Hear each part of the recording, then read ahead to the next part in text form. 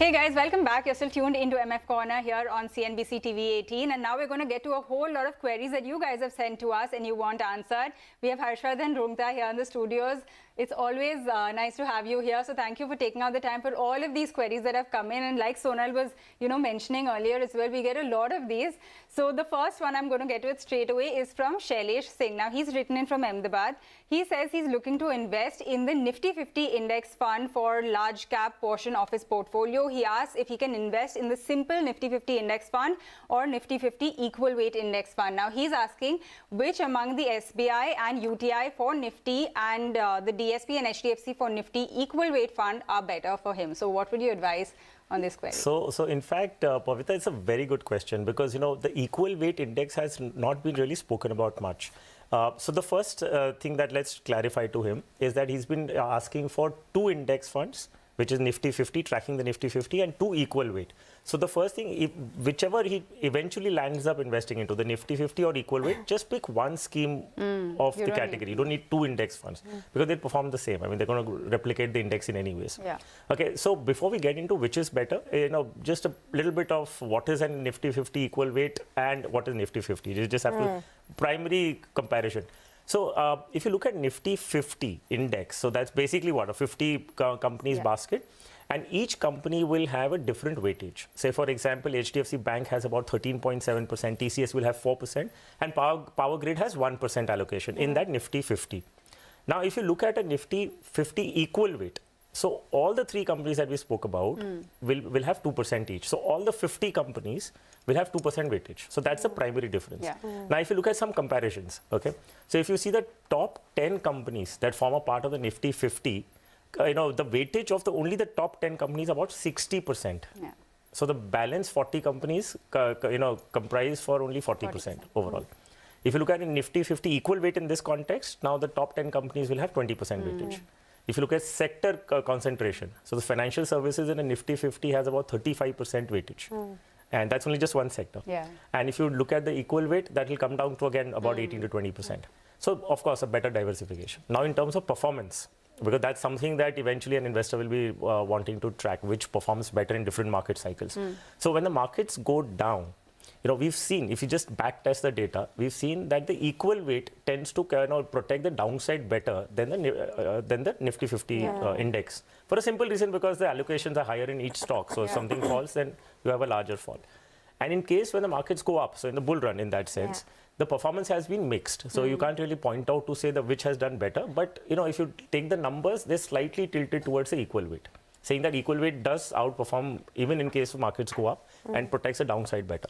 So because Mr. Singh is asking the specific question and he can track between the two, because normally what we say that, if you don't want to apply your brains, don't want to track anything, just simply buy an index. But in this also, we started getting variations. So for a layman investor, I would say just take the index and, continue with it. I mean, the Nifty 50. But because he understands the difference and he's been exploring between the two, I would say that the odds are more in favor of the equal weight. So in this case, yes, of course, he should choose the equal weight, more particularly for this particular investor. And the names that he's picked up, I think an HDFC Nifty 50 equal weight is a good option. Okay, that's an interesting question and a very helpful answer because between the two, it's again a difficult choice to make. So let's go to the next query that we have. Rahul Thakkar is writing to us from New Delhi. He has been investing 3 lakh rupees per month for over 10 years in funds such as Parag Parikh Flexi, Mirae Blue Chip, Axis Mid Cap, Kotak Emerging Equity, Nippon Small Cap and SBI Small Cap Fund. He asks if he needs to tweak his portfolio. Well, that's the complete laydown of what he's and where he's investing. What would you suggest him? So, Sonal, if you look at the query, so we can get an investor profile, primarily, broadly, we can understand what an investor does. So he's very, very smartly picked up funds from different categories. The allocations are good, so he's pointed that out, so he's well aware. I mean, he knows what he's kind of doing. So, and overall, my observation would be that the schemes are fine. You don't really need to do anything otherwise. However, still, if there is some room for doing something, there is one suggestion or rather two suggestions that I can give to him. Though I want to reiterate that there's nothing alarming. So in case he doesn't wish to make any changes, he can continue. However, if there is something that he can incorporate, these are the two things. One, he has a Mirai blue chip fund. It's a large cap fund. Now in the large cap category, we've seen, again, the back testing data that index funds tend to perform better than the actively managed funds. So now if you are in a large cap category, Mirai is a good fund, no doubt on that part. But going further, we're going to see challenges where active fund managers might find it difficult to beat the index. So there is one change that he can do. In place of Mirai blue chip, he could include an ICICI Pru, the BSE Sensex fund. Okay. The other, in the mid cap category, he has two actively managed funds. Now, it would be a smart thing to do. I mean, if you're looking at betting at the fund manager's capabilities, you have one active fund and take another one, because you have two in any case. Take the other one to be a passive index fund. So you have both, the flavor of both, the active and the passive. In case the fund manager does not do well, at least you're getting what the mid-cap index would do. So in case he wishes to make that change, he could retain the Kotak Emerging Equity as an active fund, and the change that he can do is add an ABSL Nifty Mid-Cap 50 index fund in place of the Axis Mid-Cap. Okay, so those are some suggestions for Rahul. I hope that helps. The next query comes in from Ambud Chakravarti, who writes in to us from Navi Mumbai. Now, he says he wants to invest in mutual funds via the SIP route, and his target is to generate 1 crore rupees in a time period of around 10 years. So how much does he need to invest? If you can take us through that. Also, if a step-up SIP is something that he can consider. Okay, so step-up, I mean, I'm glad you brought that up. I mean, step-up is a wonderful tool. I mean, the magic that it can do over a period of time is unimaginable. So we don't understand the power of that small step up that we do.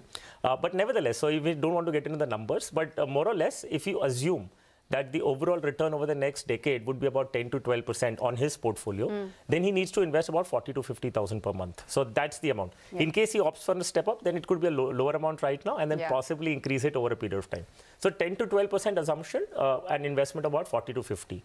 Now, how do you divide this? And his question was, should I go into equity or not, and all those things. So, look, you're investing through SIP. You have a 10-year time horizon. You must take the benefit of equity, investing. So he can, of course, create the portfolio with equity schemes. And the schemes, how do you divide it? If you're taking a 50,000 per month, I could give him 5 schemes, so equally 10,000 in each of them. Parag Parikh Flexi Cap, Kotak Emerging Equity, SBI Contra, ICICI Pru Multi-Cap, and Motilal Oswal Nasdaq 100 Fund of Fund. So that also has an international exposure to his portfolio. Okay, there you go, Mr. Chakrabarti. You have your portfolio designed there for you. But going on to the next query, Jayesh Desai is writing to us from Surat. He asks if we can invest a big amount in HDFC Balance Advantage Fund, dividend option, or invest in various diversified funds. So that's a very specific query here. So, Sonal, he did mention that he's also a retired individual. Okay, so and he said there is a big amount I want to invest. So what is that big amount? Unless we know the amount under consideration, it's difficult to say whether one scheme is good or not. For some people, 10 lakhs may be a very big amount, but a scheme can easily absorb 10 lakhs in one scheme, and that's fine. Unless you're talking about a crore and plus, and that again is subjective. I mean, somebody may say that I can invest 50 lakhs or 1 crore in one scheme, one fund manager, I'm happy. And somebody may say that even 10 lakhs I want to divide into 5 different fund houses. So I think it's a very subjective question. Nevertheless, I can give a generic answer. It's a retirement corpus he's talking about. So I'm reasonably sure that it'll be reasonably large.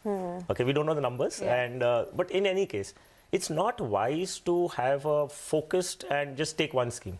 I mean, you cannot just put everything in one scheme. Every fund house, every fund manager goes through the cycles. At one point, we've seen Axis was doing extremely well, right? And now last couple of years have been very painful for Axis. So this is a cycle. So you cannot just put all your money into just one scheme. In fact, I would say you would even want to diversify across different fund houses. So divide this money, Mr. Desai, into different schemes and different fund houses, so that you will have a balance. And somebody may outperform at some time, somebody may underperform, some scheme may do well, etc. You will have a good mix of all. All right, that's very helpful advice. And Harshvardhan, we're going to wind down on that note, but thank you for taking us through all of these various queries that have come in. I hope that helps everyone who has written into us with their queries. For now, it's a wrap on this edition of Mutual Fund Corner, but stay tuned because we have closing bell up next for the final hour of trade today.